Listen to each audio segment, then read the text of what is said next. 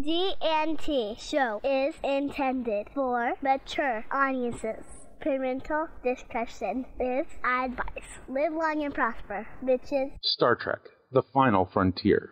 These are the voyages of the G&T show. Our continuing mission: to explore Star Trek storytelling, to seek out new worlds and interesting characters, to boldly go where no show has gone before. Naomi Wildman. I was setting it up. Oh.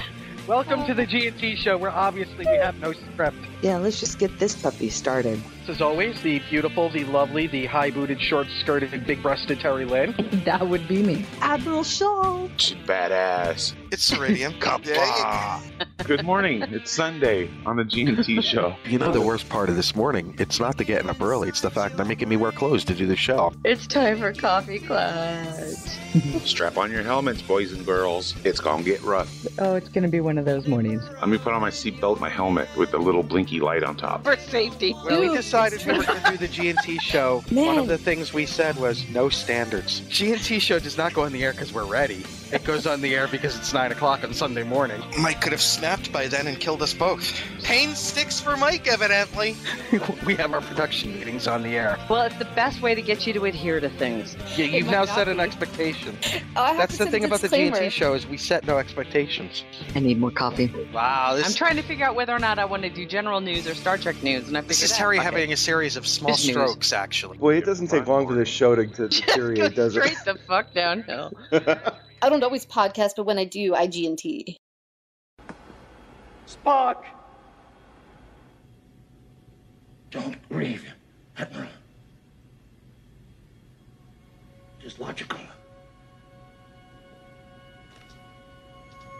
The needs of the many outweigh the needs of the few. Or the one.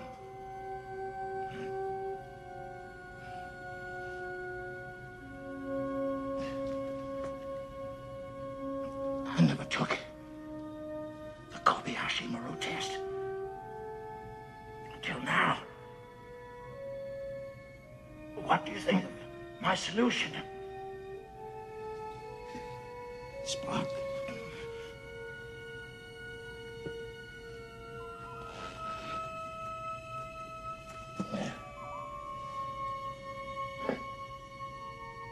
I have been, and always shall be, your friend.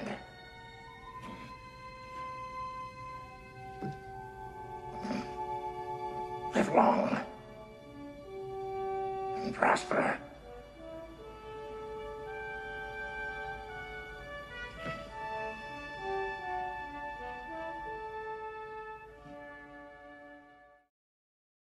Good morning, everyone. Welcome to the G&T Show, episode 181. I'm Terry Lynn. Good morning, my friends. This is Gettysburg 7. We're going to take a little different approach this week because there's some heavy things to talk about.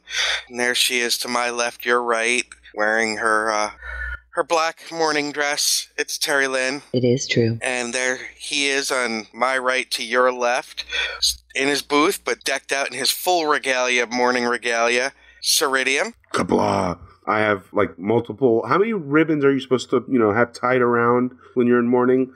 Because I think, I've got like 58 of them. I don't know, but I like the one in your beard. I like that. That's cute. Thank you. And sitting Shiva with us today is our lovely teammate, Jesfa. Good morning, Rabbit. It's March 1st. God damn, that's right. Rabbit. Good damn. I thought it comes in like a lion. A fluffy, rabbity kind of lion. It comes in a lion? With easy access assless chaps, apparently. Easy access assless chaps. Mike, just want to point out, it was Jesfa that used it first. Yes. Sorry, I'm weak. Forgive me, I am weak.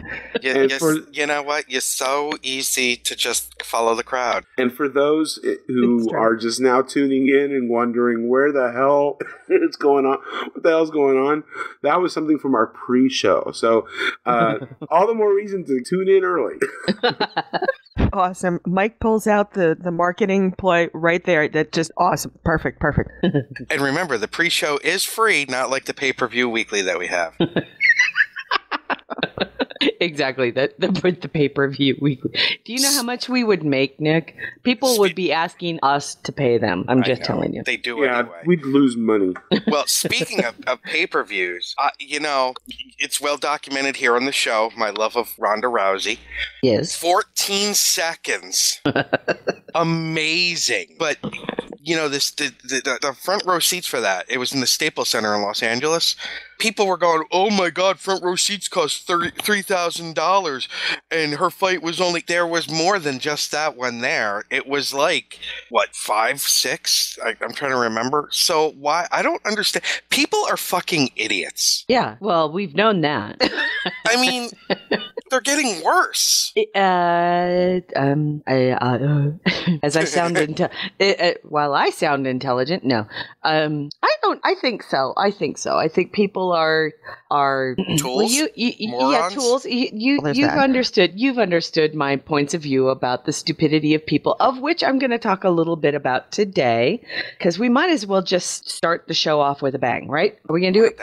Yeah, with a bang. Well, David, suddenly we're all in a Michael Bay movie. My God, Terry's turned this into Bob, Carol, Ted, and Alice. We're banging. No, well, that's why there are 4 of us here. I like the way you think. I know, baby. Assless chaps. All right. Easy access, assless chaps. So shall we just go off on our stupid people rant now? Please. We can do that. Yes, Please. I will never stop a good rant. Okay, a good rant. This is derived from the death of Mr. Nimoy. And this weekend and yesterday, his good friend, William Shatner, who everybody knows I am not a huge fan of. On a personal level, I have never been fond of Mr. Shatner. However, Terry forced me into defending the man in one of our best blowouts ever. However, yesterday he made a public announcement that he would not be able to attend Mr. Nimoy's burial today in Los Angeles. And people are freaking out. Like, how dare he not go to his best friend's funeral and blah, blah, blah. And I thought to myself, he was stuck at work, wasn't he? Well, he's in Florida. He's in Florida at a charity event that he had already committed to. And it's that charity's biggest fundraiser of the year. And it was built around his attendance. It sounds like work to me. Well, it is work, but at the same time, everybody knows that. I think what people are upset about is, you would do work and make money. This is what people are thinking, is that he would do work. And instead of going to do what they think in their mind is more appropriate, which is attending a burial. And I really have to say, get the hell over yourselves. Mm-hmm. Mr. Nimoy and his family are practicing. Are they Orthodox or are they?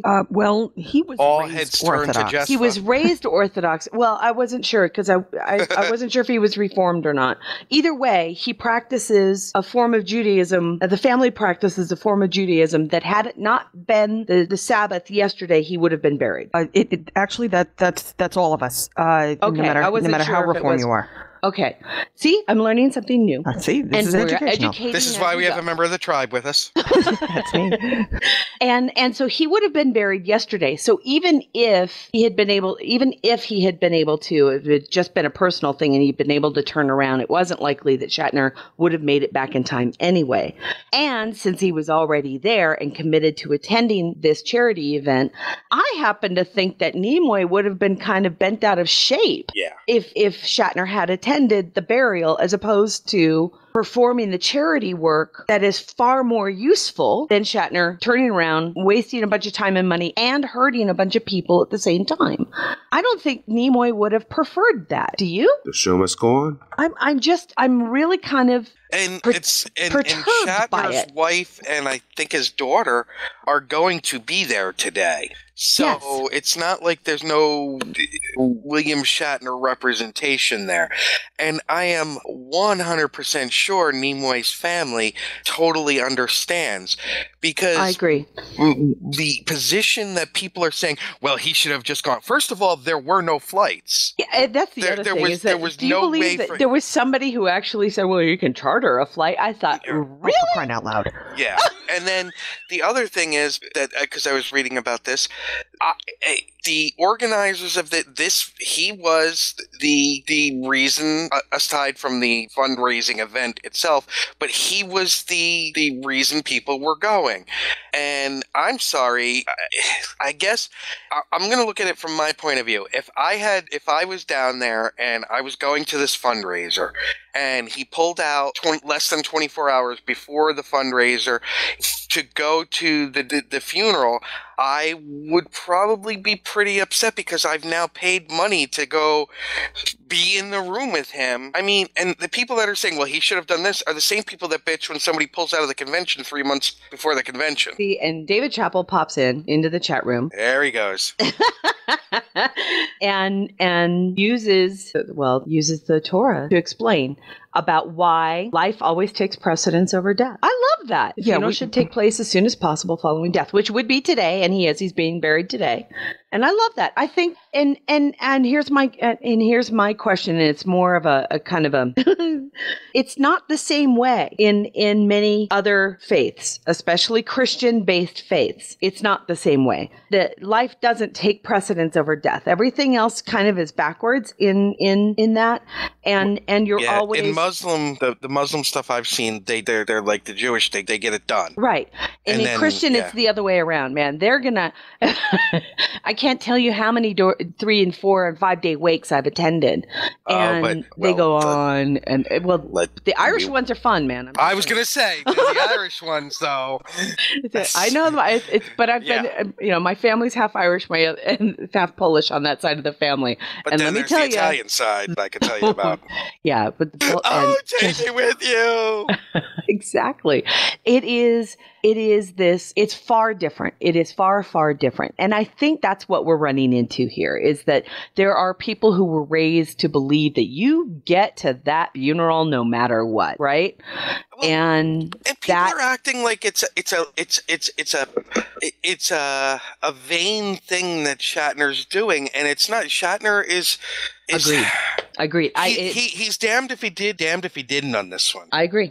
I think he would have been like, God, he wasted all that time. If he had left the charity event and stood them up and left them without their keynote, and that would have sucked for that. And it's a nonprofit. It's not like these people can make that money up. This is the event where they raise most of the money they're going to raise during the year. And if anything, to be honest with you, I'm now like twice as apt to try to find out who they are and how can I donate money in Leonard Nimoy's memory. Yeah. Oh, that would be cool, wouldn't it? There you go. I don't know what Matthew Anderson is posting, and I kind of don't want to know. It's a funeral thing. Oh, okay. Sorry, I thought it was something else. Come on, Matthew Anderson usually sticks with us. I mean, well, no, that's not true. I was going to say, no, that's not true. Because although there's been no Estes Chaps posted yet. I don't know. I don't want to know. Oh, it's an Irish wake. Okay, sorry. Really? Where's the bottle of Jameson's? It's on the other side of the minister. Dude, they've already gone through it. Is that Wilford Brimley?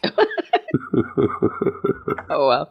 Well, okay, my rant is done. I'm just saying that if you have a problem with Mr. Shatner actually attending the fundraiser, you got to go blow it out your ass.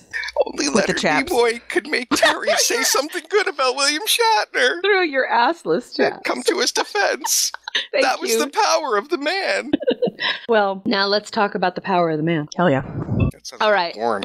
Okay, one, I know this hit Nick hard because Nick never writes on Facebook unless he's hit hard. And you were hit hard, weren't you, sweetheart? Oh, you mean on the G&T? Yeah. Yeah.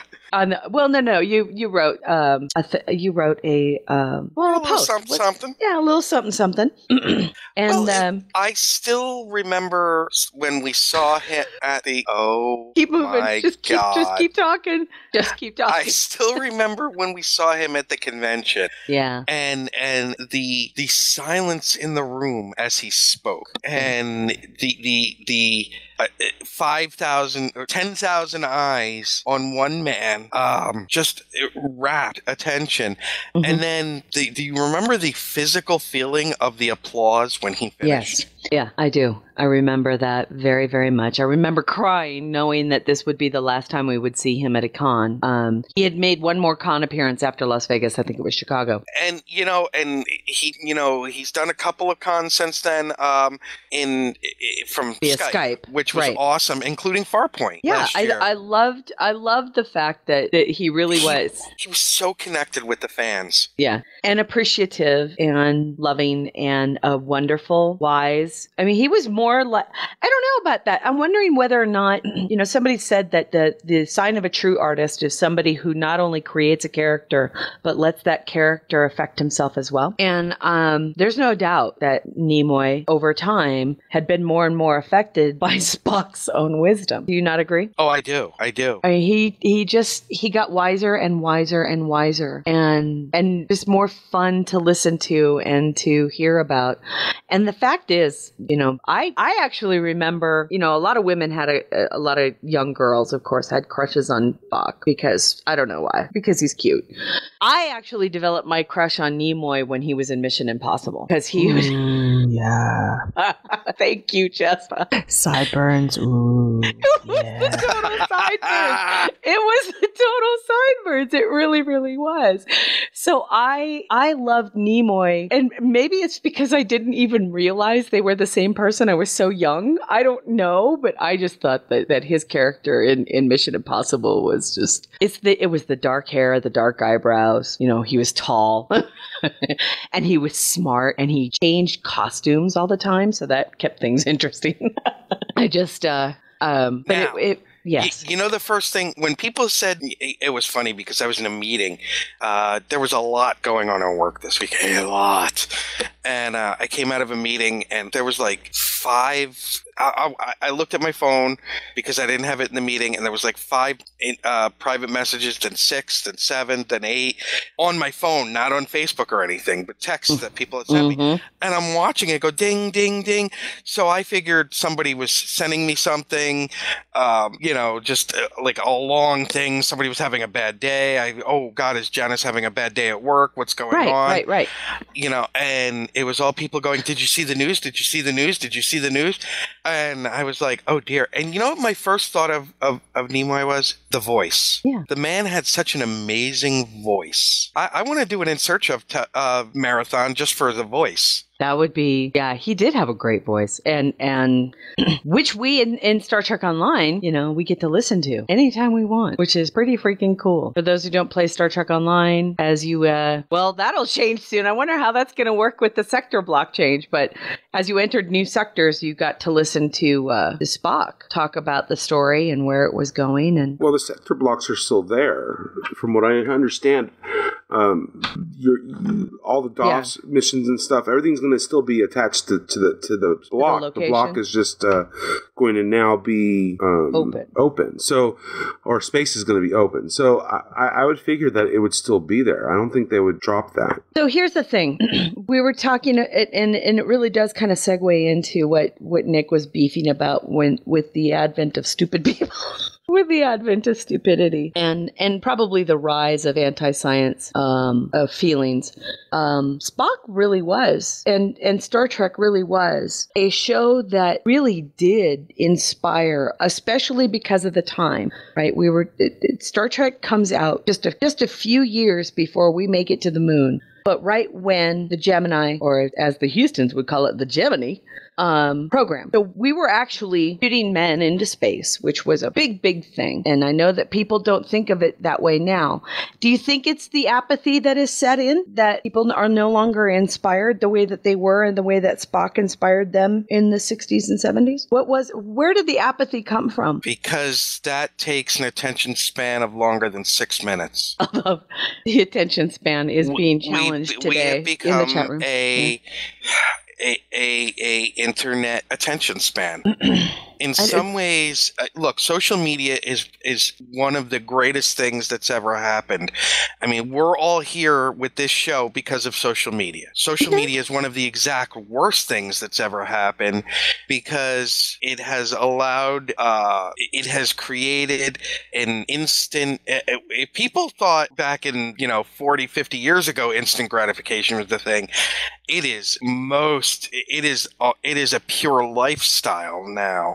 And it also has allowed people to, like we were saying about I'm watching now on one of my feeds, people saying, if Shatner comes to the convention, I'm not sure how he'll be received because my Facebook feed is trending 80-20 against him. Really, it has allowed us to become so isolated in a bubble of this is the only way I view things, and that's why if you follow me on Facebook or Twitter, I very rarely talk politics on there because those are my views or whatever. Mm-hmm. But I get really sick of especially with the people I respect the most in this life, who are so one track in their view of things, who don't look at the world around them. They only see, well, the right does this or the left does this. No, they're all assholes. You know me, I don't disagree. I think that it's like, look, okay, yes, Fox News has plenty of issues, but if you rail every day about Fox News and never point out that MSNBC exists and the problems that they have, well, I won't even get into it because I did post something about that, about, Well, that is part of the problem. I thoroughly agree, but I think it goes down to what we talked about before, and that is I think that there's almost like a lackadaisical view of everything. That not only is it a built-in short attention span built into a generation of, or even not, because even Alan reminds me, Terry, don't forget, stupid people have been with us all along. It's not like these issues are new. And he's right, because that's what made Star Trek so amazing in the 60s, was that it was dealing with battling the issues that we still seem to be battling today, right? Mm-hmm. We just can't seem to learn the lessons. I mean, this week we've got two kind of mind-boggling ideas where you've got ISIS in Asia, tearing down priceless pieces of history, trying to erase everything, and then back that up with idiots here in the United States trying to do the same thing by getting rid of AP history. They don't even see the problems with trying to erase history based on what you think is right or wrong. The fact is history, and it's gonna survive. We'll find a way to make it survive.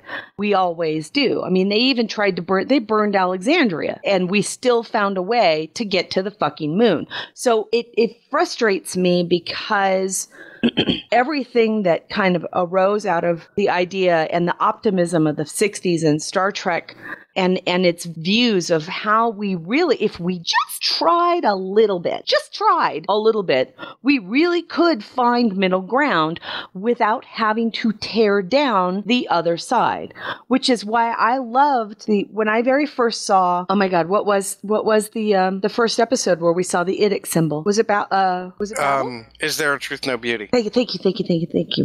And that's when I kind of went, well, boy, I really like that idea. What's wrong with celebrating the diversity of everybody else? And, these were ideas that were alive and well, and they were written about through the scripts in Star Trek. I don't understand why it's so difficult for people to comprehend.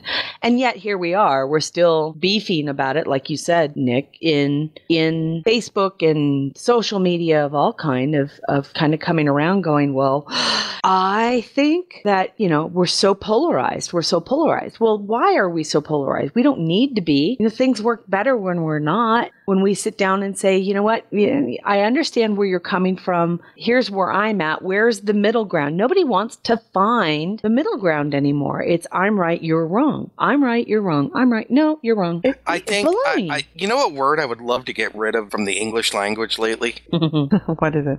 Extreme extreme. Oh, you're so extreme in your views. Oops. Really? I am? All right. You keep using that word. I do not think you understand what that word means. Well, the thing with social media is that memes in particular and anything that's viral, it works a lot better if it is, forgive me for saying this, Nick, extreme. It works much better if it is, if it's very stark, very assertive, everything's black and white, or if you care about Dressgate, it's all, it's all gold and white, right? Or black and blue. But yes, I hate you right now for bringing that up. Sorry, somebody had to. It was purple and brown, damn it. With assless chaps. You didn't see the back of it, remember? Yeah, that's true. Anyway, to make the point, I do have one. Yes, the more stark everything is, the more likely it is to be shared. Because anytime that anybody writes anything or says anything that is a little more equivocal, or just says, well, it might be this, or I think it is, or it seems to be, or this is just my opinion, it might be, maybe, that middle ground, that gray area, that central, which is over 80% of all people, that part doesn't get shared as much. People don't seem to get behind that quite so much because it doesn't have that fast, stark, heavy impact. And anytime it's this nice, short little nugget, this little soundbite. And why are we like this now? I think there's a lot of things that have happened that have, we have this perfect storm here. We have a generation that's even later than MTV. So everything was these tiny little quickie videos, and you had this short story that was told in 2 minutes or 3 minutes, whatever. We moved on to the next thing.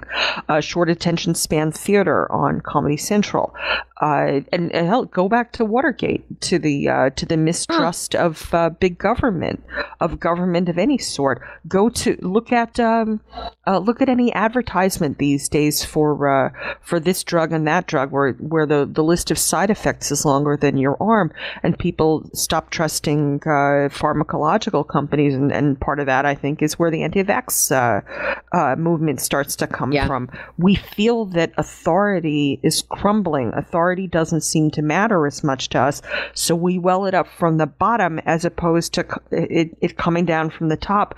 But what comes down from the bottom is, it's sort of Catholic with a small c, that everybody has their say, and everybody can say it, and unfortunately a lot of people are misinformed. But what also happens is that, and Facebook isn't the only one who treats opinions this way, but what Facebook will do, and a lot of these other social media platforms, is they will continue to deliver you the content that you engage with. So if you keep engaging with Fox News, even if you don't like Fox News, they'll keep delivering it to you because the algorithm says, oh yeah, well, you spent more of your time on Fox News type information. So we think, hey, you want to see it, because that's all the algorithm understands. The algorithm doesn't really understand snark. It doesn't really understand rage posting, or sarcasm or anything like that. Yes, hate viewing, rage viewing, or anything like that. I mean, well, that goes back to if you remember. I mean, it became the Howard Stern syndrome. People that loved him listened to him for an hour a day. People that hated him listened for 2 hours a day. Why? They both had the same reason. I want to hear what he'll say next. Are we bored as a nation or what? I think we're overstimulated. We're snarky and we are squirrels. Everything is quick flash.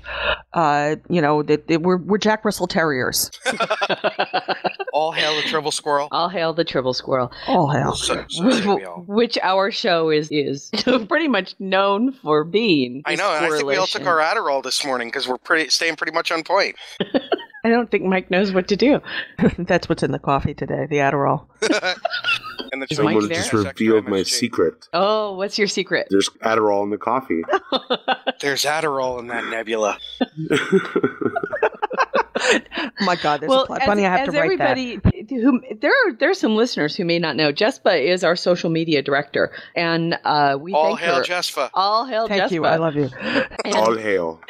And she has a unique understanding of, well, unique to us, I should say, just because we don't know. You make things work, and it's awesome, and thank you very much. She makes things post. She makes them post. I make them post. And she makes us post. And she I do like like went to school for this shit and everything. It's great. Oh, she makes us post, all right. Hey. It's a joke, Janice. Ooh. In fact, she made me post all of our supplemental log interviews to YouTube. She made me post. She made you? Yes, she made me. Jespa, she twisted my arm. Do? How did you get the Klingon to post? Excuse me, hold on a second. You put that back, mister. What did Alan take? He said that he was being he says, "Oops, I missed something. I was overstimulating." Oh, sorry.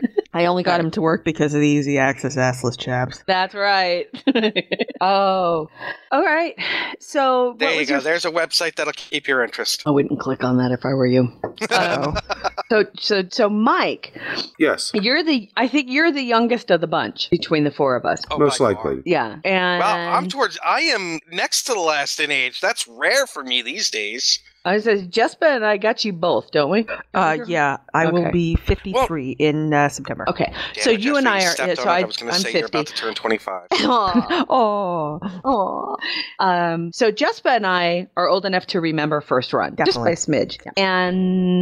But Mike, because you kind of came after the first set of reruns of the original series. It was entrenched into our culture by the time I saw it. Right. When did you first see it, and what was your reaction when Leonard passed? Oh, wow. Big question. You're just trying to make this Klingon cry, aren't you?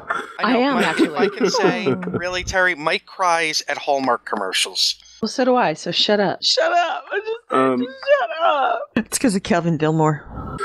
Yeah, he's awesome. Dillmore? Let's see. Well, me and my mom, we would, ever since I was able to pick up a rag, Saturday mornings was clean the house day. And we would always spend the day, or the morning cleaning up. And then around lunchtime, we would sit down in front of the TV with a sandwich or whatever and put on Star Trek. And, because that's when it aired. And I remember the first time I saw the Enterprise, and it just blew me away. And then they cut to inside the ship, and there was this guy in a blue shirt with pointy ears. And, excuse me a moment, and he was saying stuff I had no idea what the hell he was talking about. But it seemed to make sense to everybody. So, and it was like, science. And it got me interested in science. And I'm not a scientist or nothing, but I've always been, I always prefer science to be correct in my stories. Yes, or you do. in things that I work with or work on or read. I like having that aspect be true and correct, and it's because of Spock. Now, yeah, the second part of the question was, what was my reaction when I first found out? Well, very similar to what I'm doing now. My childhood hero had passed away. Yeah. So it was tough. And here's the thing. I mean, you were, and that goes down to it. He was a childhood hero for multiple generations. That's huge. That is no small feat. I mean, that's huge. And one of the, yesterday, one of the things that I posted, and I know that Jespa, I think you reposted it, was the video from the official NASA response from Johnson Space Center. Awesome. Yes. Same thing. I mean, talk about, not only was it an American astronaut that had been inspired, but the European Space Agency representative was there as well, talking about exactly what it was that Spock really did represent. And that was, here was a person who was different from everybody else, not just in race, because you had a Russian and all the Earthlings together were kind of all supposed to be already tight. And the outsider was this alien. What? Not the ones that wear the assless chaps. They're not. Not the one that wears the assless chaps. And and it was everybody connects with the outsider, right? The one that you understand, because you see yourself. Everybody, especially the science geeks or the smart kids or the ones that weren't pretty and they weren't jocks, really do connect with characters that are like themselves. And all of a sudden, you have this alien character who everybody connects with because they see themselves as the alien. They see themselves as the outsider in almost everything that they do. And when I heard the statement made by the astronaut from the European Space Agency, and here he was talking about a fully integrated crew, and I started to realize, oh my God, we're really getting that. We're laying the foundation of actually getting at least the Terran crew from Star Trek put together. And that's, so I'd like to say, stupid people set aside, I'm optimistic. I'm optimistic that, if we just stop giving the stupid people fodder. Well, one of the things, Terry, that I put on the G&T show page was Nimoy was a man of many talents: acting, directing, and singing well, writing, and photography, to name just a few. But his greatest gift to us was inspiration. Right. A generation of men and women who looked to the sky beyond the confines of our planet and studied becoming engineers, scientists, and astronauts because of their connection to a pointy-eared, half-human alien the network didn't want. Mm-hmm. Yeah. And did you see the stuff that the Italian astronaut on the ISS posted? That female astronaut, that she posted a picture of herself in a blue TOS shirt giving the Vulcan salute from the ISS. I didn't see her in the shirt. No, Yeah. I saw the picture that Matthew Anderson just posted. Yeah, that's which a is great. the other beautiful. Go ahead. And I have to give props. President Obama put out a beautiful statement. He did. He's a Trekkie too, though. Yeah, but it's amazing. There she that's is. cool. Isn't that great? Yeah, that's beautiful. Thanks, Mike, for posting that. It was posted earlier in the chat room. I didn't I just see it. went back and grabbed But it. the assless chaps overtook it. I Yes. wonder if she's an assless chaps. Dude, and Nick comes out. Woo! Do you stick to your seat in space? If you're an hot assless leather. chaps, you do. If you're not. In space, no one can hear you try to get up from your seat because you're stuck with it because of the assless chaps. It's it. Yeah, in space, no one can hear you scream. That's right, because That's exactly right. Because of the assless chaps. Because of the assless chaps. Now, I have not Oh, it's a full moon, isn't it? Oh, Sorry, I couldn't help myself. Wow, that was No. Mike, ladies and gentlemen. That wasn't me. He'll be here all week, ladies and gentlemen.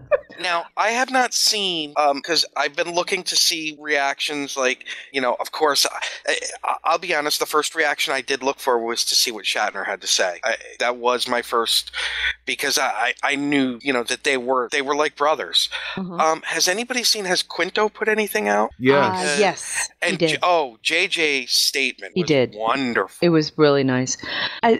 Zachary Quinto did, and I want to say it was a very short statement, Mike, and he talked about how He also he lost his tweeted- friend. And Yeah, and he also had tweeted a picture of him with Nimoy, Right. of himself with Nimoy, and it was a In very the brief makeup statement. room. I think so, Yeah. Was but it was a very brief statement. It was heartfelt. it was very Now- heartfelt. I will tell you, I would not be me if I hadn't had a moment of snark in all of this. Well, this is true. About an hour after I got the news, I had this wave of sadness wash over me, totally different than the wave of sadness over the loss of this wonderful human being. This wave of sadness had to do with, Jesus fucking Christ, the last time we saw him on the big screen was in Stid. Deserves better than that. That is your snark that you are allowed. Hey, really? You are And allowed. I You- did you think really, that. However, you think about it, I have to say I really like the fact that his last movie line was actually pretty cool, which was, if it wouldn't have been so self-serving, I would say something normal. But then that whole line about him saying, not using the words "live long and prosper" because it would have been self-serving. I love the fact that was his line. Oh, although Lanny, it's not his last because it was instead. You're right. I was thinking of 2009. Yeah, 2009. Rats. Oh what? Yeah, Lanny posted Quinto's comment, "My heart is broken. I love you profoundly, my dear Yeah, friend, that's it. and I will miss you every day. May flights of angels sing thee I know. to thy rest." Oh, All the Quinto, feels. that's I'm getting all verklempt, Jasper. Totally verklempt. Can I talk about IMDb? Please. Oh, please do. Okay. Imbid. All right. Okay. At the Internet Movie Database, let's talk a little bit about Mr. Nimoy's career. Let's do it. He was born in beautiful Boston, Massachusetts, in the West End. Actually, not too far. I used to work not too far from there because it's wasn't that Whitey Bulger's area? Oh, no, that was Southie. He was yeah. I was going to say everything was. yeah. Whitey Bulger was Southie, but the West End area is currently near where the Museum of Science is, and where I worked was in the right across the street from the world's ugliest building, which is Boston City Hall, and which when Nimoy was growing up, though, that was Scully Square.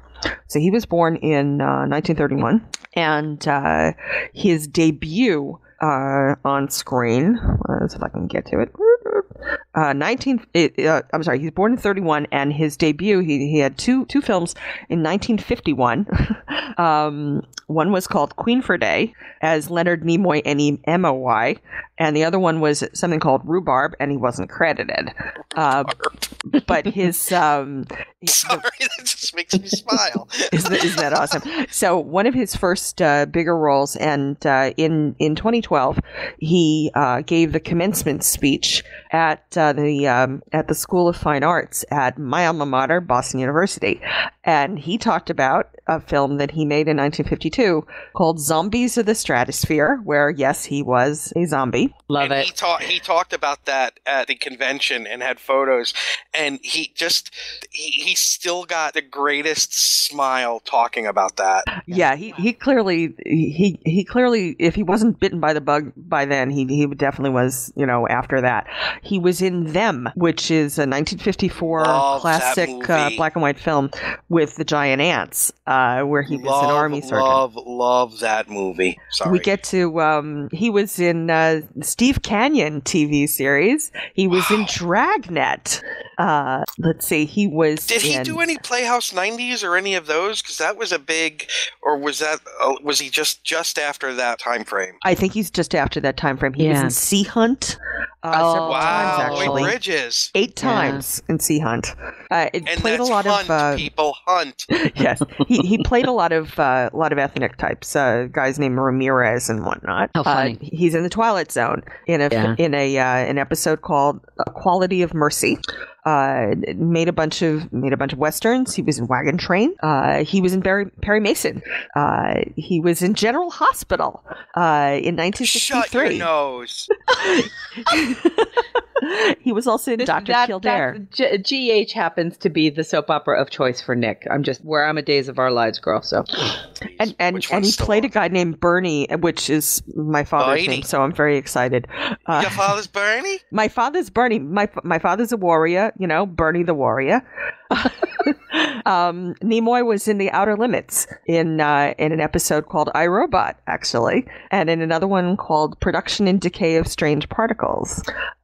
He was in Death Valley Days. He was in Kraft Suspense Theater. He was in The Virginian. You can see this is the time when there were a lot of westerns on. He was in Get Smart. Oh God, I love that show. In 1966. Perfect. He played a guy named Stryker in 1966. Stryker, I don't even know her. Yeah. We've got Mission Impossible. Obviously, we know about Trek. That was my downfall, yeah. Yeah. From 69 to 71, he was in Mission Impossible playing Paris. He was in Night Gallery in one episode in 1972. He was in Columbo in 1973. He was in TAS. He was the Doctor in the 1978 Invasion of the Body Snatchers. That's right. I forgot about that. And that's when he had full 70s hair in effect. Yeah, with the oh my God, the sideburns. They had their own zip code. Oh, he had a tribble on his head. Had their own zip code. He played Theo Van Gogh in a TV movie about Vincent Van Gogh in 1981. He was in an episode of T.J. Hooker in 1983. Oh, I've got to find that. The character's name was Lieutenant Paul McGuire. He was in the Transformers movie. Well, he also directed and played a big role in A Woman Called Golda, which was a groundbreaking movie. Yes. He's in the Bangles video for Going Down to Liverpool. He is the chauffeur. I love that. Remember the Bruno Mars video at the convention? Love the Bruno Mars video. And seeing Still Nimoy one of give the best the finger ever. The Lazy is song? just one of the greatest. Yeah. Oh God, seeing I love Leonard it. Nimoy give somebody the finger. He was in the revival of the Outer Limits TV series in 1995. Again, the episode was called iRobot. He did a bunch of other stuff. Duckman, Private Dick, Family Man TV series, 1977. In an episode called Where No Duckman Has Gone Before. He was in Becker, which is the Ted Danson. Ted Danson. Thank you very much. Along with Terry Farrell. Yep. In 2001, played Professor Emmett Fowler in The Tormentor. Okay. He had narration in the Civilization 4 video game, and Lanny was very kind. Found some quotes from him, which we posted in the Twitter stream. His voice in Star Trek Online, as you said, Transformers: Darker of the Moon. He also did voice Big Bang Theory. He was there in 2012 as Tiny Spock in the Transporter Malfunction. He was in Fringe. He was in 11 episodes of Fringe playing Dr. William Bell. And his last credit in 2013, as we all know, is Star Trek Into Darkness. And really, all that does is cover his acting jobs. I mean, it doesn't cover all of the directing, all of the producing. Three Men and a Baby. Some of the writing. How shocked were you when you saw it directed by Leonard Nimoy? I have to say I was shocked. I loved it, too. He directed Star Trek 4. I only have one problem with Three Men and a Baby. And 3, you're right. What? At Gutenberg. That's your issue, not mine. And then the multiple videos and other little appearances that he's made, and not the least of which is the Bilbo Baggins song. Come on. The fact that was it an Audi ad he did with Zachary Quinto? An any ad. A who? Ba-da-bum. Thank you, Jasper. I didn't hear it because I said any. Any Audi? Oh, Audi. She just sucked the oxygen out of it. I did. I'm sorry. I missed it. I apologize. I do have a quick question. So if he was supposed to make an appearance, I believe, in the upcoming Star Trek film. Yeah, I don't think that's happening now, Mike. Yeah, I don't think so either. But I was just making sure that was the rumor that had been going around. I had heard the rumor as well, but that was also a rumor that seemed to have more life to it when Orsi was doing the story. By the way, Orsi, good point. Orsi, beautiful tweet. What did he say? I didn't see it. Hold what did he say? Shoot. Put it in the chat room, please. Can one of our unpaid interns in the chat room find the Orsi tweet about Nimoy? Because it was actually really nice. And it not unexpected. I mean, I wouldn't have expected him to say, "Oh, I thought he was a schmuck." No, Orsi never would. Especially since Orsi was the fan of he was a huge fan, huge fan. No, sorry, we have some internal communications going on with our with the staff. And no. Okay, just making sure. I'm the one that's going to say no to that. Okay. Okay. Don't make me the voice of reason. It's a bad idea, people. Well, there's the Audi ad, and what I loved about it is that he actually used the Bilbo Baggins song in the Audi ad, which makes it twice as funny. One of the people from the convention they had posted in Twitter, and I had forgotten about this, that they were watching Amok Time, and because I think we all watched something, our favorite episode. I watched Wrath of Khan because I figured if I'm going to do it, there I'm we go. Get so it out. You watched Wrath of Khan. Jasper, what did you watch? I watched Amok Time and This Side of Paradise. And Mike? The same with Jespa. And go ahead. She posted it was Crystal House, the adorable little Crystal House. You know who that is, right, Terry? No. Oh yeah. If you saw a picture of her, you would. I'm sure I would. Okay. She posted that it was even harder for her because no, it was Holly Amos that posted it. It was even harder because we also lost Arlene this year, Arlene Martell. And who the hell is calling me? Hold, please. Hello? He put us on hold. No, I don't have Prince Albert in a can. Is your refrigerator running? Oh my God, too funny. Now, Alan and Wow. I ended up not watching anything specifically after his death. I don't know. It just didn't work out. But we had watched some TOS beforehand when we knew that it just so happened right around the time we knew he had been put into he had been hospitalized. And what did we watch? We watched a couple of them most recently. Oh, well, I know what it was. It was the Constitution one. It was the. Oh, yes. E Plebnista, whatever the hell it is. E Plebnista. Yeah, we watched that one. Because then we watched TNG afterwards, Who Watches the Watchers, because we were talking about, it was just the Prime Directive thing, and how it was like, oh yeah, we have to stick to the Prime Directive until it just doesn't, until it's no longer easy. And if it gets a little hard, then we just throw the Prime Directive out and say, it's okay. And I just thought it was very weird. Because I had never, believe it or not, I had never seen that episode before. Sorry, that was a leather shop. They wanted to tell me my assless chaps were in. Yay! Awesome. They buffed them for you. To a high sheen. That's all that matters. So, yeah, we had never seen that episode. I had never seen that episode before. Well, I'm sorry, what are you talking about? Because I was on the phone. What's the name of the damn episode, Alan? I'm hunting. It's the E Plebnista one for TOS, the one with the American flag at the end of the Constitution. Oh, the Omega Glory. That was it. Thank you. Oh, we watched the Omega Glory, You and call I was yourselves just fans. It was TOS. Grim watched Unification. That's a good one. You know, Grim, I was gonna watch that one too. I had the disc in because I figured if I'm gonna mourn, I may as well mourn watching Romulans because that's how I roll. But I just felt that Wrath of Khan was the most appropriate to watch because that was just, if I'm gonna snot bubble, I'm gonna snot bubble with the best. What?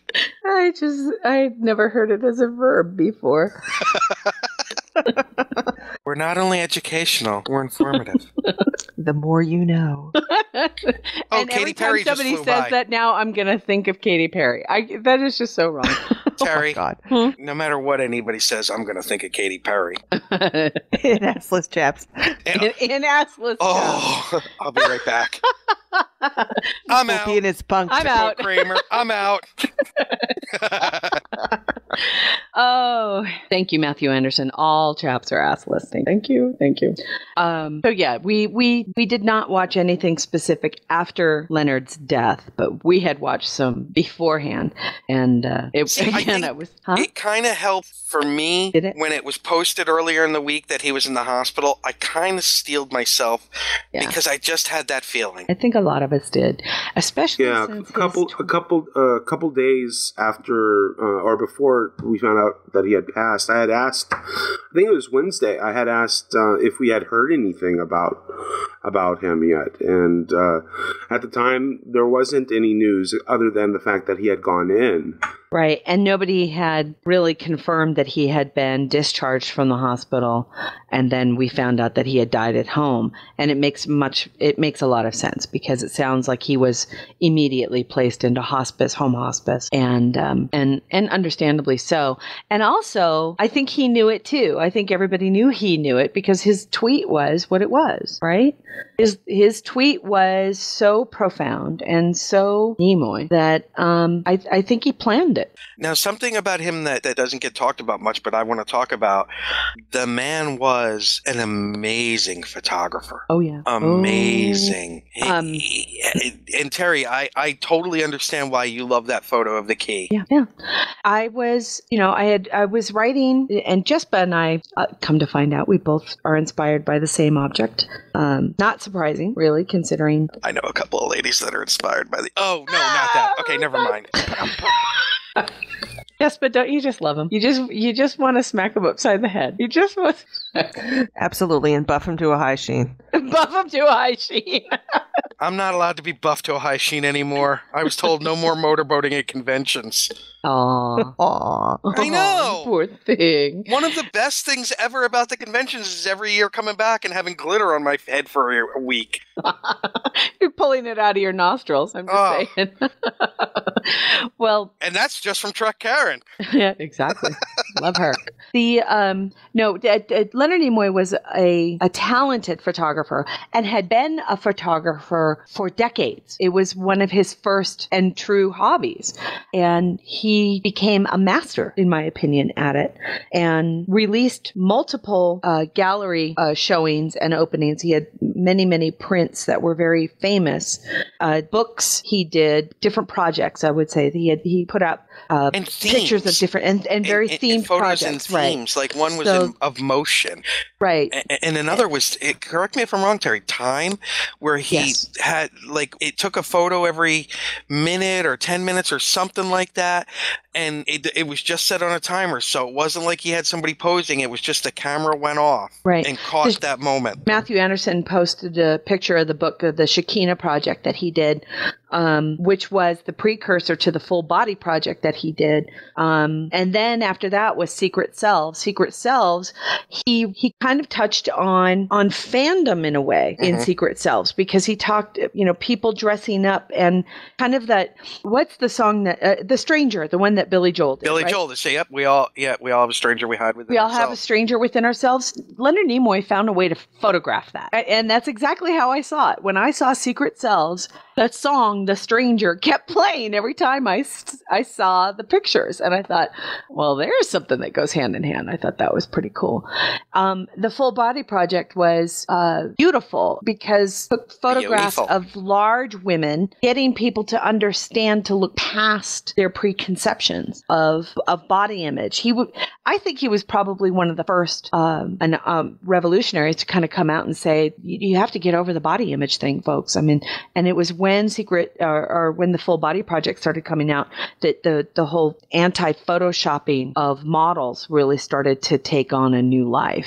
But and Matthew Anderson, Leonard Nimoy's photography is represented by the R. Michelson galleries. Good luck getting through to their website because they've been very slow, very, very slow. So just be patient because there's the picture. Jespa posted the picture of the key. And I was writing. I just started writing Heritage, and I had come across this idea that I would be using a key, the idea of a key. And I just happened to have been flipping through the Michelson gallery and came across this photograph that he did of this key. And it just knocked me over. It bowled me over. I just thought it was so beautiful, so simple, and so striking. And I would bring this picture. I totally downloaded it. There's no doubt whatsoever. I just took the picture and I would throw it up in the upper corner of my screen while I had the Word document write it. And it stayed there. It always became my inspiration. That key is Cassidy. That's my character. That key means That's so Cassidy. funny you say that because I was watching Law and Order last night and Angie Harmon was on. Well, that's not. I know, but it all comes back to Angie Harmon. Cassidy is actually inspired by what's her name? Lady Xena. Oh, Lucy Lawless. Yeah, Cassidy's supposed to. Did you say Lucy Luli? Lawless. Did everybody catch her say Luli? Lilu. Lilu. Dallas Multipass. Well, there was a squirrel for you. But that picture, and I just thought it was odd that here I was, because I was, I do fan fiction for TNG. I don't write TOS, but I'll be damned if Leonard Nimoy wasn't the person who inspired the entire. Cassidy did not exist at first. It was all about Beth. And I was at a hockey game with Alan after I'd seen this picture, and we started talking about how it would be really cool if this kind of character existed. And I thought, well, I can do that. I can make her. And wouldn't it be cool if she was like this and this, and the only way to get her, and her inspiration was this key, and it just went off from there. So Jespa's one of the few people who knows how that book actually freaking ends. So Terry, I want to bring something up with you. Yes. This is a food squirrel. Oh God. Okay. Food squirrel. Oh my God. They got Leonard Nimoy's head in the jar. Black Magnum has joined us. Black Magnum has joined us. And Magnum, if you want to come into the studio, please, you know where your key is. Magnum does not eat macaroni and cheese because he says it's a poor people's food. Actually, he doesn't have because the key. he says it's a poor people's food. Oh, he doesn't? No, now you pissed him off. We have a new TeamSpeak, remember? I'll send him the key. Okay. And the nuclear passcodes.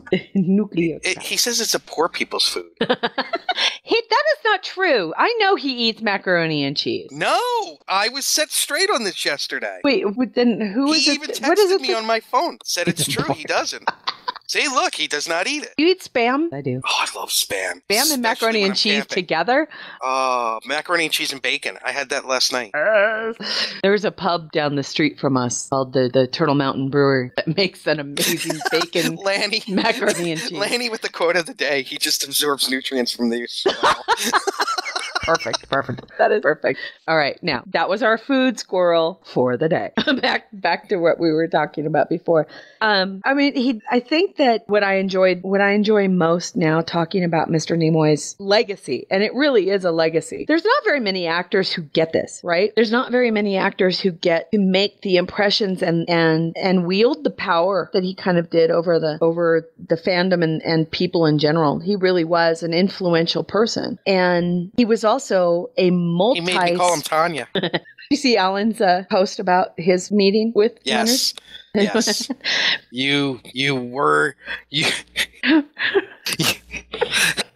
Alan when we met Leonard Nimoy at the convention. Alan is one of those guys I respect so much in life, but I never tell him, just because he's so smart. And then I read that and I went, oh, Jesus Christ, Alan. But it was true. You should have seen the look on his face after it happened, because totally fanboyed.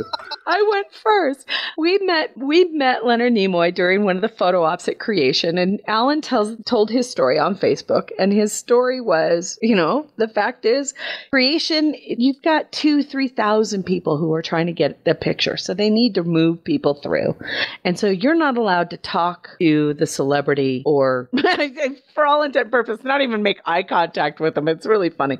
It's like meeting the emperor. You just go in. You just go when you get your picture and you move on. And I had done it, and I was before, so I went first. And, so you did it with Nimoy first? I did it with Nimoy first. And Alan got sloppy seconds. And Alan was bound and determined to actually thank Leonard for his work, because Alan is an artist as well, and he was inspired by. Alan was a TOS.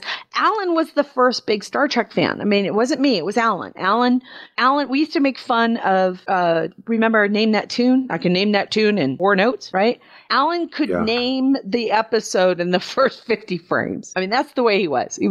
He could name the episode just by the start date or the opening sequence. That's the way he was with TOS. He was far more inspired by Mr. Nimoy's work than I was, because I was a TNG fan first. So it was very important to Alan to be able to say something to him if he could get away with it. It was like, this is my once in a lifetime opportunity to tell Leonard Nimoy, I'm going to say thank you. Thank you for your whatever. And he was going to be, and even if it meant he would get kicked out of the con, he was going to do it. So he goes up, he gets his picture taken, and as he starts to walk away, he says, thank you, Mr. Nimoy. Aww. Exactly. Thank you, Mr. Nimoy. And apparently Leonard it stopped him up, and he kind of looked at Alan. I had turned around. I did not know what had happened. I had turned around, and Alan, the blood in his face is now leaving. And he just said, all the hairs in his beard fell out. It kind of did. The thing was that Leonard Nimoy actually kind of laughed because he understood the nervousness that caused the malaprop. Well, he was horrified. He was absolutely horrified. My heart will always break for him on that. Well, speaking of Creation, it's funny because with their rules about, don't breathe the same air as the actors and all of this stuff. And that is why, as the regular listeners know, Garak is my favorite Star Trek character. And when I gave Andrew J. Robinson my copy of the Star Trek novel that he wrote, they're not supposed to personalize. And he said, what's your name? And the creation handler started to say something. And he said, look, if someone has my book, I sign it, I personalize it, because that's the way I am, and I don't want to hear it. And he also personalized another photo that I had for somebody's birthday, which, you know, he was wonderful, and I love. And then when I went to get the only photo I paid for with the celebrity was with Andrew J. Robinson, and you know, there's that whole, you're not supposed to talk to them, you know, blah blah blah. And I like Alan, I said, I'm gonna do it. I'm gonna say, and I said, it's good to see you again, and thank you so much for Garrick. He's my favorite character. And he put his arm around me and he said, thank you so much for saying that. And I was like, I love Andrew J. Robinson because he don't give a fuck. He didn't. And most of well, you know that, the Casey Biggs and the Vaughn Armstrong and most of the guys. That's why they have their tables. Right. And they and not the least of which is they actually wrote and sang a song. Hold on. Cush, you called Picardo doctor in the elevator? That is, Cush, I am bowing before you. Yeah, because awesome. That is awesome sauce. Terry gets in fights, you call Picardo doctor. I'd rather be in the elevator with you, Cush. Yeah, well, Cush is the only one who kept that poor guy from getting hurt. I was going to hurt him. I was really going to hurt him. And Cush is the one who held me back. How are we going to top that this year, Terry? Huh? I don't know. How are we going to top that? I mean, I really don't know. Are you and Alan are actually, Matthew Anderson, that looks really tasty, but I'm now hungry. That really does. You and Alan are going to have to get kicked out of the convention for having sex in the elevator. That's the only way to top it. But do it in the Gold Coast. Ugh. The problem is that it's cushy in an elevator, right? It's Cush. You have to do something with Cush in an elevator. You know, in any other week, Cush, I would be lobbying that Cushy in an Elevator should be the title of the show. So, with a candlestick in the conservatory. Wearing assless chaps. Wearing easy access assless chaps. Buff to a high sheen. Oh, Sparky Mark, I'm so sorry. Sparky Mark says, I'm learning so much about the con right now, scrapping a whole list of photo ops if I can't say anything. The reason they do that is, and I do understand it, you go for the photo, say, with Shatner. There's a line of hundreds of people. There's not the time because some of the actors would spend personal time with each person, and they just can't do it. Yeah. And the autographs kind of work the same way. It's very machine-like. It's huge. And it has to be because of the lines. Right. I mean, 7,000 people per day attend this convention. And next year is going to be insane. I think they said they were expecting 45,000 people this year for the 50th. Oh, so they're expecting just under double. Yeah, I'm expecting a little bit of a dip this year because of the rise next year. Yeah, I think that it's going to be exactly. I think it's probably going to be 17 to 20,000 this year, but it's going to be 50 in the 50th. And no, we'll see. I mean, we will see. But there is. I mean, there's. I don't know how some of these stars do it, to be honest with you, because they don't really put a limit on the number of people that buy, and it's not uncommon to see, no lie, 1,000 or 1,500 people in line for somebody like Patrick Stewart or William Shatner, and the year that they had them together. Oh my God! Yeah. No, Dave, I totally agree with you. Yeah, and but I won't say it out loud because we do what we do. So. Yeah. And we, no, I mean, everybody knows I'm not fond of the fact that they also did not allow for the longest period of time stars to have booths in the vendor's room, and they were kind of forced to buy all of your autographs through creation. Well, that's no longer the case. Many of the stars now have vendors booths in the vendors area, and they bring their own photos. And when you buy an autograph, you pick the photo. It's like any other con, right? They have a selection of photos you get to choose from, and you buy the photo from the star, and they sign the photo, and they give it to you. Well, if you buy an autograph through creation, I'm just warning people now, if you've never been to a convention that Creation does not let the stars provide their own photos. So if you're buying an autograph through Creation, you have to bring something of your own for that person to sign. And the reason why they do that is because Creation sells the photos in the vendor's room. They sell unsigned photos for $6 or $7 $7 each. And then, so that adds to the cost of your autograph. So if you're paying anywhere between $20 and $50 for an autograph, depending on the celebrity, maybe even $100 if it's like Patrick Stewart or William Shatner, then you're going to have to tack on, if you don't bring something of your own, you're going to have to tack on that $6 or $7 for the photo. Yes, it's penny nickel diming. Yes, I hate it. And I thought it was stupid because I did not know that. And they don't make it clear. They do not make it clear. And that's how I lost getting Denise Crosby's autograph of all people. I ended up getting it on a cruise later, but damn, it was a waste. And they don't give you your money back if you don't bring something for them to sign. And they didn't have any photos of her to sell. I was screwed. So that's how I got Nicole DeBoer to sign my G&T business card. I didn't even have a business card on me. I was pissed. Oh my God, I was so pissed. But I learned my lesson. I learned my lesson very, very well. So when I typically now try to buy autographs directly from the people who have booths in the vendor's room. And for the past couple of years, that's been the T&G group. If they haven't been announced for this year, so I don't know if they're showing up or not. And pretty much everybody else seems to be having, there will be people who only appear for one day at the convention and will do autographs as well. Probably people like John Billingsley or Terry Farrell tends to do hers through Creation. Jerry Ryan does hers through Creation.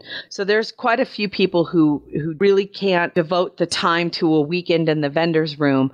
It's the people who can only appear for a day. Those are the ones that you'll see will sell their autograph through Creation. So you'll end up having to bring something of your own for them to sign or buy a photograph from Creation when you're there. Get them early because sometimes they sell out. So the con to me it's a yearly geek school reunion. Yeah. And what kind of casserole am I making? Like probably something with Spam and macaroni and cheese, I'm thinking. Oh God, that sounds so good. It really does. Oh God. And those little hot dogs, the little cocktail things. You know what my father used to make that I make now? It's the hot dogs. You split them open, you put some cheese, and then you wrap bacon around them, and you put them in the broiler. It's not kosher. I'm going to have to use the turkey bacon. I use Nathan's. Oh. Go big or go home, sweetheart.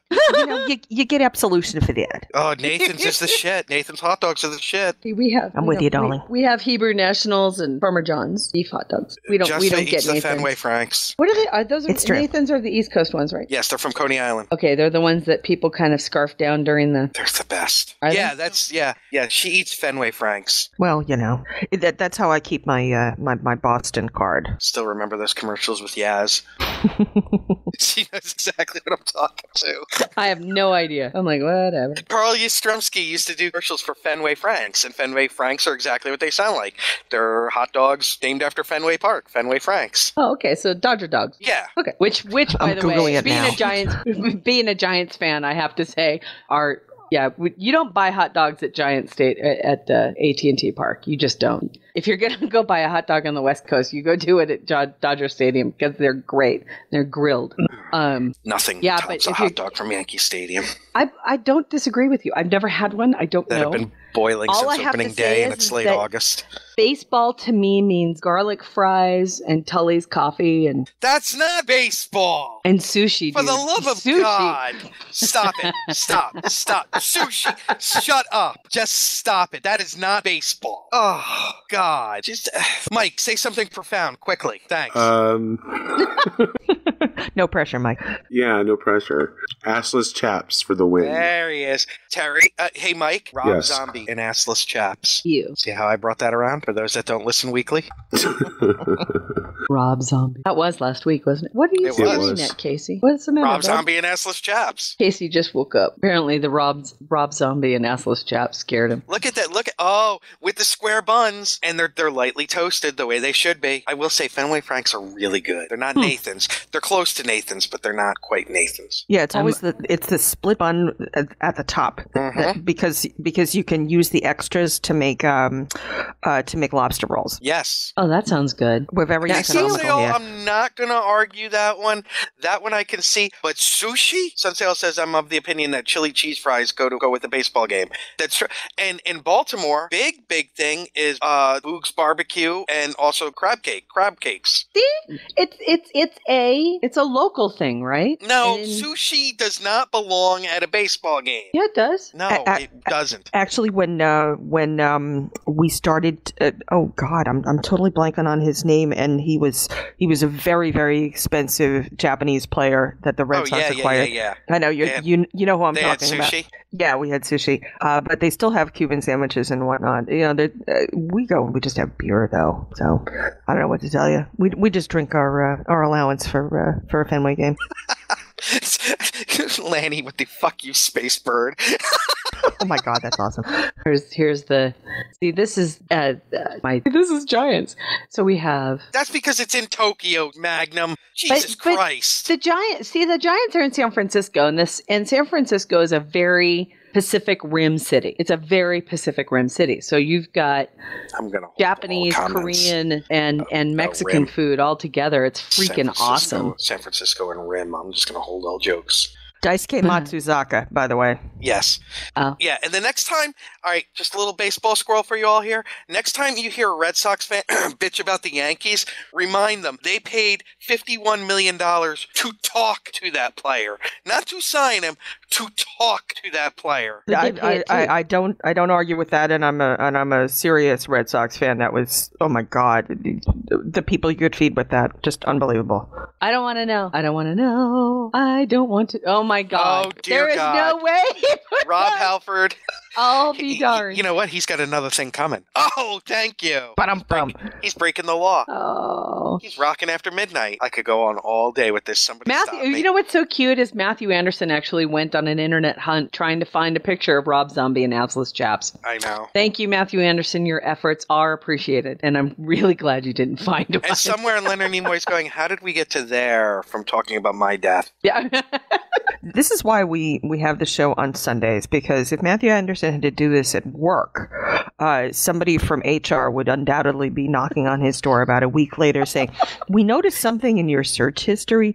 Do you want to maybe have a nice, a cup of tea and we'll talk about it, please? All those who have had... We have this counselor ready to speak with you.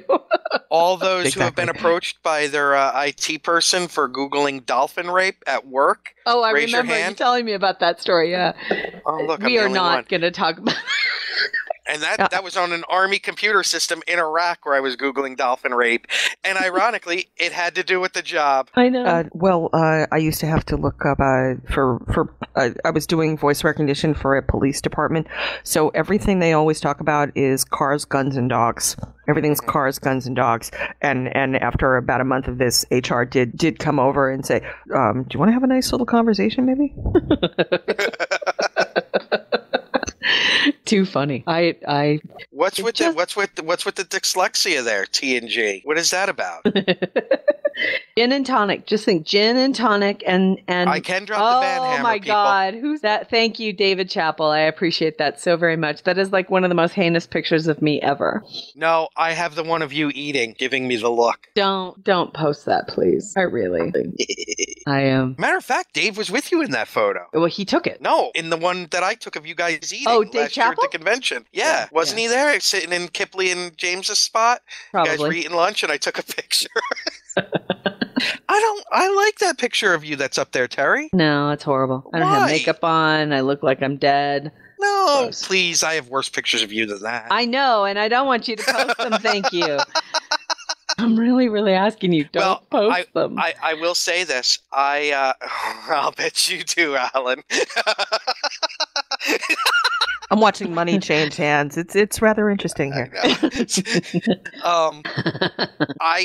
Mr. Nimoy's death, I did something I haven't done in 2 months. I logged into Stowe. Did you? Stan had to pay a visit to Vulcan. I'm very glad that you participated in the vigil. And then Trehu went and paid a visit. Nice. Yeah, the people in Star Trek Online did what gamers and MMO players do best, and they come together in times of I don't want to say crisis, but emotion. emotion and stuff. Well, they do come together in Crisis as well. You know what's funny is a couple of years ago for his birthday, everybody gathered at Vulcan.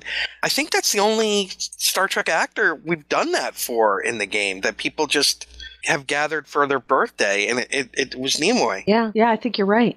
But it was a nice vigil. I mean, it lasted for 24 hours or so.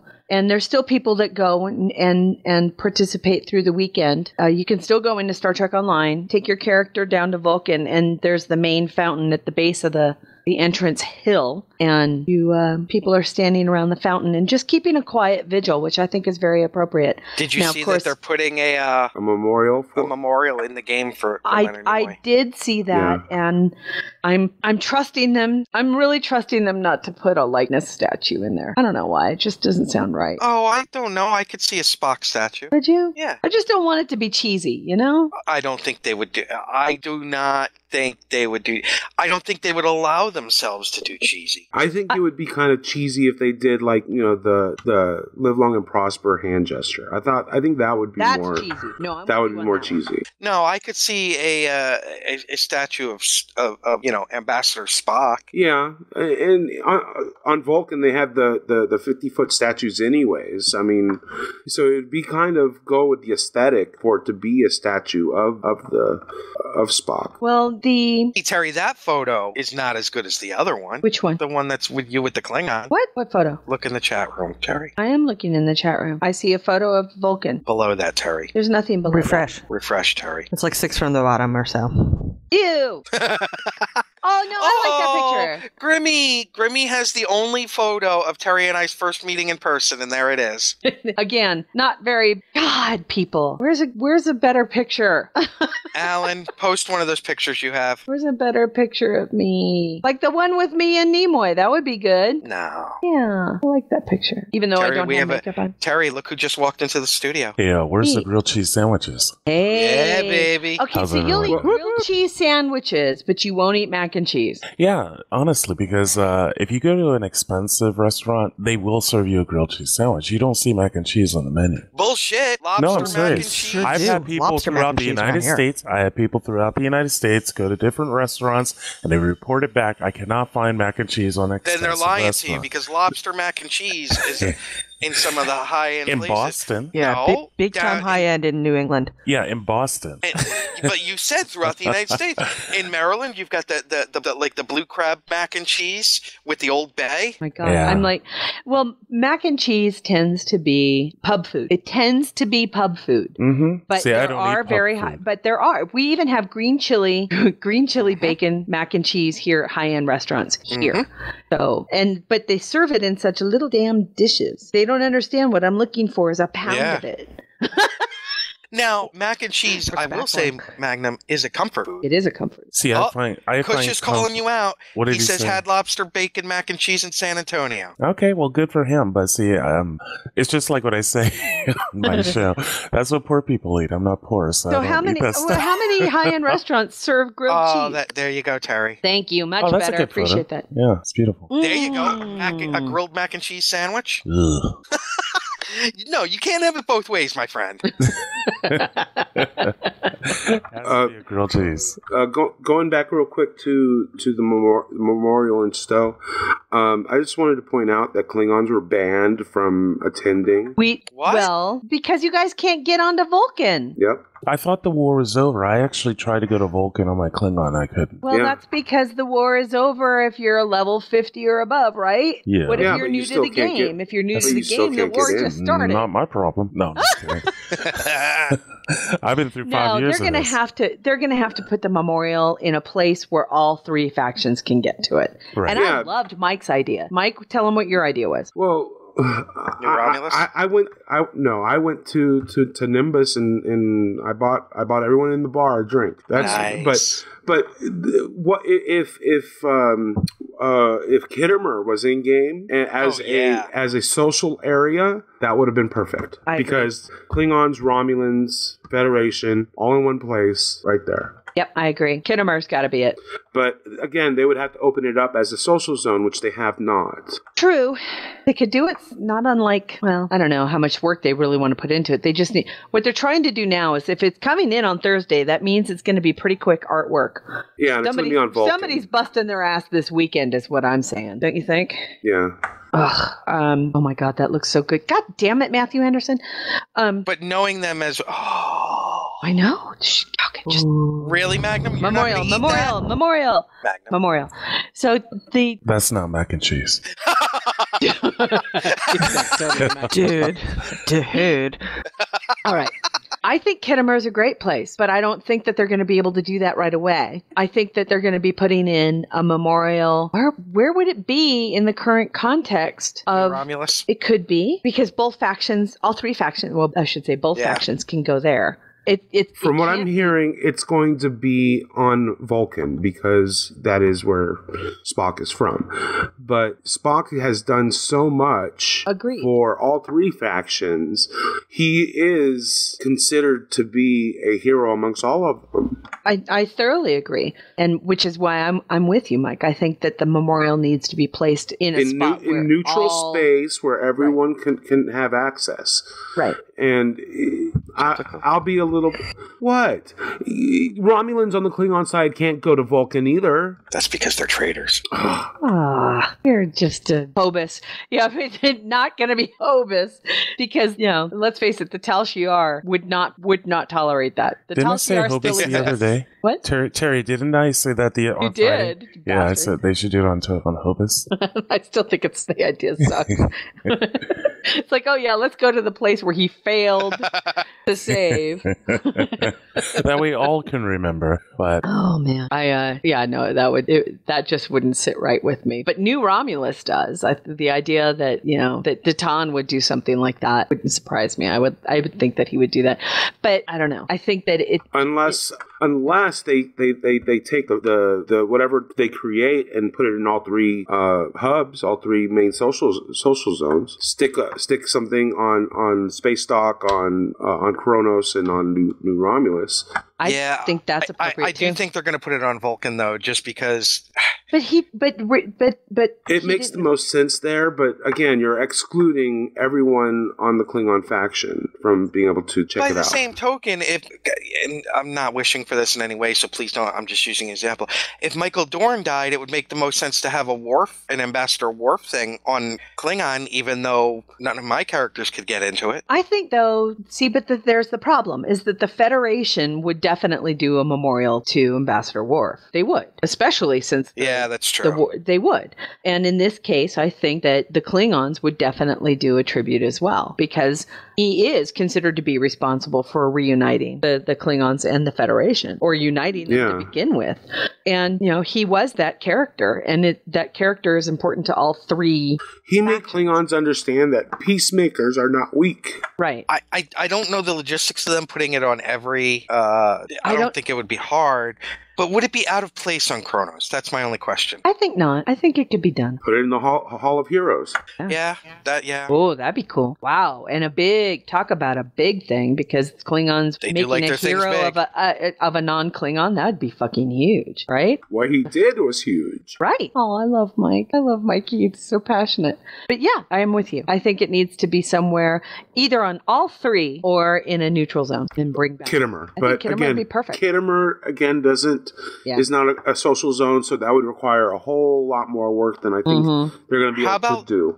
I know but Nimbus was the closest I can come up with that would work. How about the Mutara Nebula? Yeah. Like they did with Wolf 359? No. If they were going to do something like that, then it would have to be the where Hobus I don't think that. I think it just needs to be something simple, and I don't want it to should be on all three planets. I think it should be on all three planets. I think you're right. And for the Federation, I think the Academy would probably be an appropriate location for it, along with all the other memorials that they have there. He was an instructor for a time, was he not? Well, yeah, the beginning of Star Trek 2. That's so.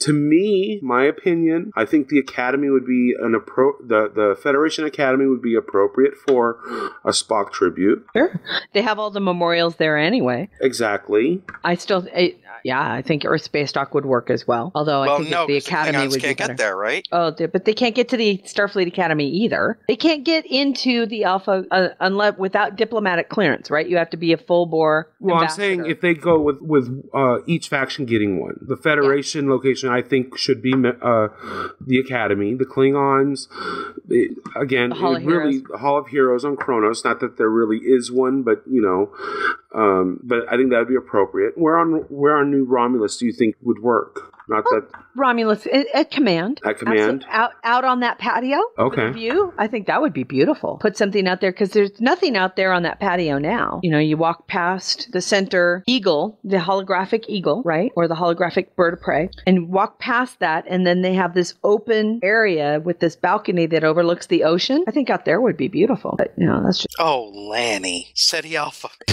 with a brainworm mini game. Oh, Lanny, you actually stopped me in my tracks with that one. Sorry, that was funny. I love it. Well, so Despa and Mike, what announcements do we have? I don't know. Do we have anything? Well, let's see. I guess we'll start with BLB. Larry Nemechek joined us for Starfinder, so that was fun. We are still recording lines with him, and we're looking forward to more. The Bone logo contest, the final day was yesterday, but if you have a logo that you'd like to send us, do it quickly, and we may consider it. For Gates, I'm still waiting on audio from anyone or from the voice actors. So if you've received the script, please record it and send it back to me. Thank you. Okay. I'm sorry. Let's see. For GNT, we're still playing with ideas for contests, and one of them is right How up. do you GNT? Yeah. Why do you GNT? And which is right up Jespa's alley. Hey, that's a little personal. Whoa, yeah. Sorry, Jespa. I should have handed you a tissue first. And tissue. I'll get a wet nap, thank you. Oh no! Oh, bye, Lanny. Bye, Lanny. And yeah, we're still kind of putting together how that's going to work best. We need to kind of talk to Jespa, get her ideas of what's going to be the most effective for all of our presences. Presence eyes, yes. Presence eye. Yeah, that. For our social media. So we're on YouTube and Facebook and Twitter and Pinterest and all sorts of different things. We want to be able to have people access and use and reach out to us on those areas, right, Jespa? Yes, we are on YouTube, we are on Pinterest, we are on Facebook, we are on Twitter, we are on Tumblr, we are on Google+. Good Lord, we have a lot of presences. The links are the links have been running through Twitter, and the other thing I just sort of want to point out is that if you follow us on Twitter, or if you don't, or if you'd like to, there's always other links that are kind of flowing through while the show is on. So we kind of have like the alternate universe version of the show goes on through the Twitter stream. Sometimes it coincides with the show, sometimes it doesn't quite. But you'll miss part of the show and part of the communications that we're putting out if you're not following us on Twitter. So follow us on Twitter if you please, and thank you. We're also getting very close to 100 subscribers on YouTube, are we not? Yes, we are at 98 when I last looked. Yay. Oh, so hey, get us to 100, everybody. To that troll. Oh God, yes. Go fuck yourself. Seriously. Because I really don't want to. Take your cock out, okay, and put lemon juice all over it, and then go into a briar patch and just fuck the briar patch, okay? And then, with the blood dripping down, go to the zoo. No more. Oh my gosh. I know. No. He's done. We did get a very nice comment on our interview with Jen Ucelis, the Klingon Pop Warrior, though. Excellent. Yeah, we did. But we had a troll that I had to take care of. There will be a follow-up on that interview, by the way. Yeehaw! When she's healthy. Yeah, the poor thing. Well, hope you're doing better, Jen. We miss you, Jen, and we hope you're feeling better. We know that it hasn't been the best week for you. And remember, that's why you don't vote. You heard that afterwards she got sick, right? No. Yeah, she woke up with a sore throat the next morning. Jen has not had a very happy week. Okay, so we have, you can follow me personally on Twitter at Terry Lynn S. That's TERILYNNS. Jespa, where can people follow you on Twitter? At Jespa Trek Fan Fi. JESPAHTREKFANFI. Thank you. Nick? At Gettysburg 7, that's the number 7, and Mike, the Heather Hutzel interview. Will that be going up soon? Yeah, I just need to sit down and edit it. Okay. But yeah, I have it, and that'll be going up this week. At Farpoint, I interviewed author Heather E. Hutzel, a beautiful lady in every respect of the word. She's an amazing. It's a fun interview, and a real look at someone who writes because it's what she has to do, and you'll hear about it in her interview. So when it comes up, please everybody listen to it because she's wonderful. Ooh. Mike, where can people follow you on Twitter? Well, I am taking applications for stalkers. You can find me you can send them to at Ceridium STO. That's SORIEDEMSTO. And then the show itself, Jespa. Sunday GNT. That's the day of the week. GANDT. You can't use an ampersand on Twitter. Thanks. Right. Awesome. Okay, everybody. Rest in peace, Mr. Nimoy. We miss you. We're going to miss you forever. And it was... you almost broke the internet, Mr. Nimoy. Yeah, came close. And yeah, have a good week, everybody. And until next week, live long and prosper. Live long and prosper. Live long and prosper. Live long and prosper. Live long and Joel on True.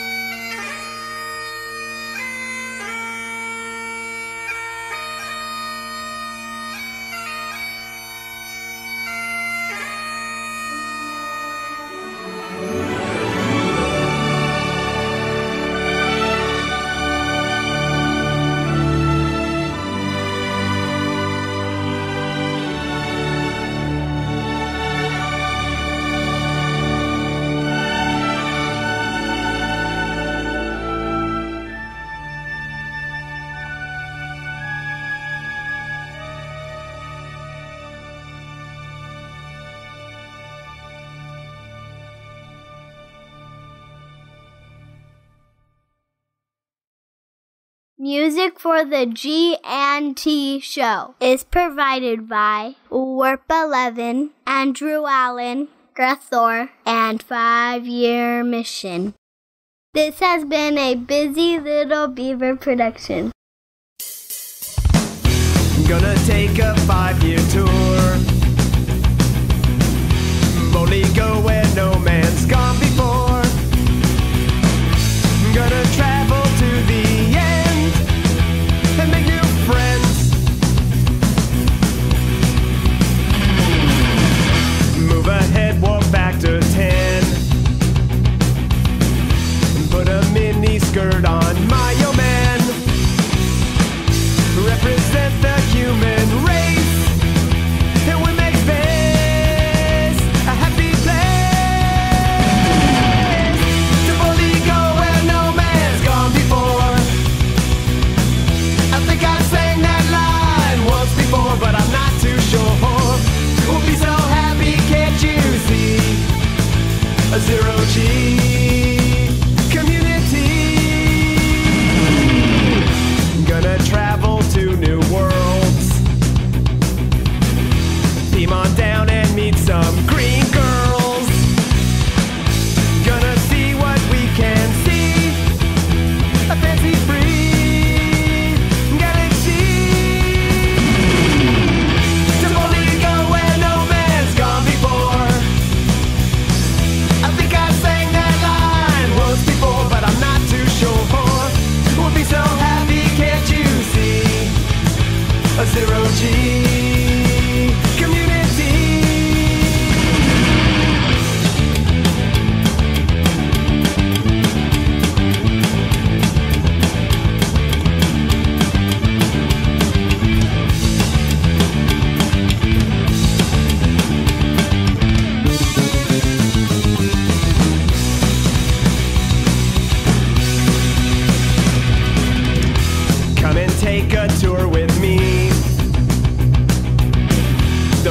Yukons or Kobayashi.